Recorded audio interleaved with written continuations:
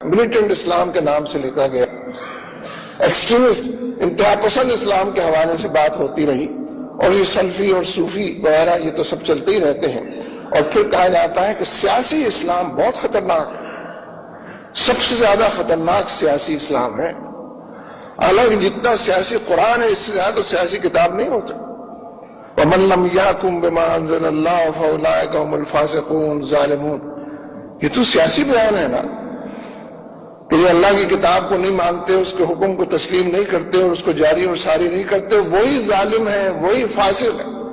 کیسی سیاسی بات کر رہا ہے اسلام؟ اور ہم اس کے ایک ایک لفظ کو پڑھ کر اس پر 10 نیکیاں حاصل کرتے ہیں اس سیاست پر۔ جو نماز پڑھا رہا ہوتا ہے وہ بھی سیاست کر رہا ہوتا ہے جب ایسی ساری آیتیں پڑھ رہا ہوتا ہے۔ وَقُلْ جَاءَ الْحَقُّ وَزَهَقَ الْبَاطِلُ إِنَّ الْبَاطِلَ كَانَ زَهُوقًا۔ یہ تو نعرہ بھی لگاتے ہیں لوگ، حق آیا اور باطل، یہ تو سیاسی باتیں ہیں ساری۔ آپ حق کے علمبردار ہیں، کہتے ہیں ہم آئیں گے تو باطل کو جانا پڑے گا۔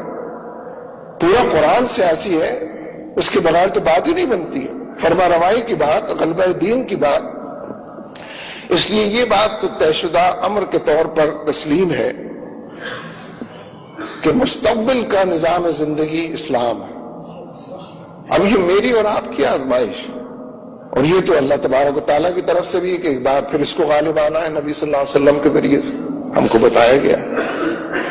اس لیے یہ جو جدوجہد آپ کر رہے ہیں رائے گاہ نہیں جا رہی ہے، اللہ کے راستے میں کیا ہوا کام ضائع نہیں جاتا، رتی بر اخلاص کے ساتھ کیا ہوا کام برگ و بار لاتا ہے، بڑھتا اور پھیلتا ہے، اپنی برکتیں نچھاور کرتا ہے، اپنی رحمتوں کی بارش کرتا ہے، دل و دماغ کی دنیا کو ہر لحاظ سے خوشبوؤں سے معطر کرتا ہے۔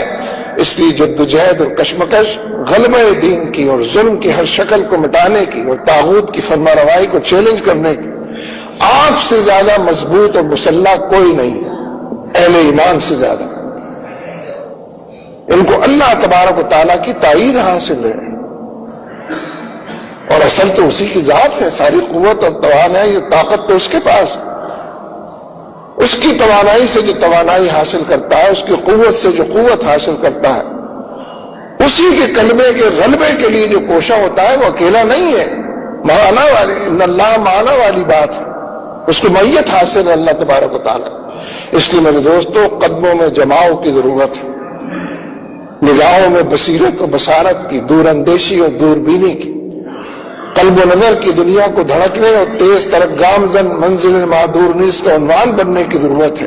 اور یہ سب اللہ پر ایک جیتا جاگتا ایمان اور نبی اکرم صلی اللہ علیہ وسلم کے عشق و محبت میں ڈوب کر آپ کی اتباع اور آپ کی پیروی، انہی راستوں سے اس کو حاصل ہونا ہے۔ اللہ تبارک و تعالی ہمارا حامی و ناصر ہو۔ اقول قولی ھذا استغفر اللہ لی ولکم ولسائر المؤمنین۔